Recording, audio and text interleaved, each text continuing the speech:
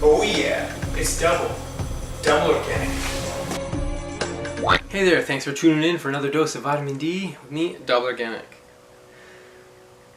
People who drink alcohol sometimes say to me, "Come on, drink. Just have a beer, have a drink. Live a little." Live a little? I don't want to live a little. I want to live a lot. Some of these studies that show that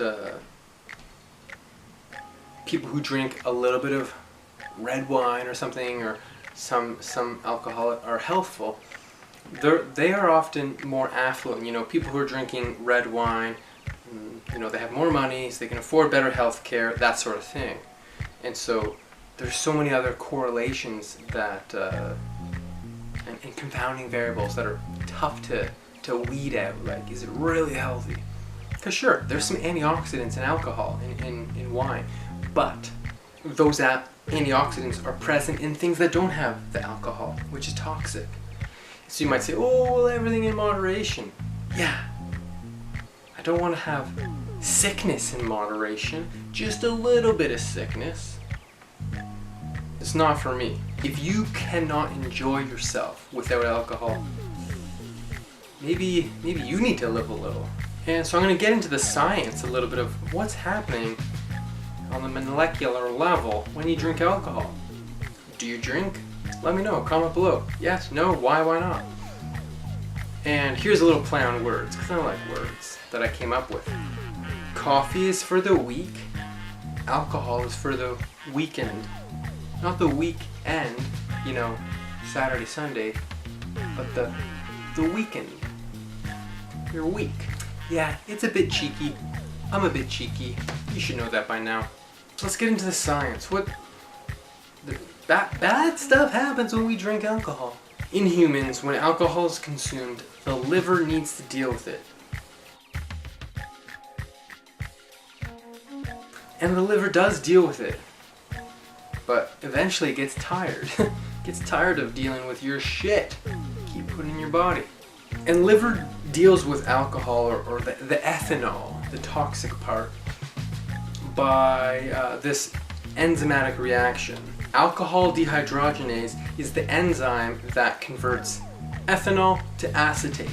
Two problems with this process occurring. This process consumes NAD, an electron carrier. So all of the NAD, which is niacin or vitamin B3 derived, all this NAD gets turned into NADH plus H because it's carrying electrons and hydrogens. Basically, you remove the electrons and hydrogens from the ethanol with the enzyme and it turns into acetate. But when you consume too much alcohol, all that NAD, it gets used up.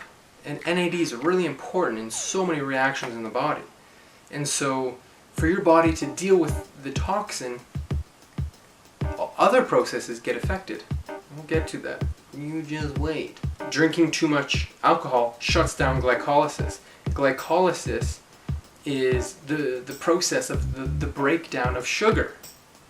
Alcohol is also sugar. You're drinking a lot of sugar in the form of alcohol when you drink alcohol. Yeah. So now you can't break that sugar down. What are we going to do with that sugar? Store it as fat. And that acetate, it gets stored as either fat or triglycerides.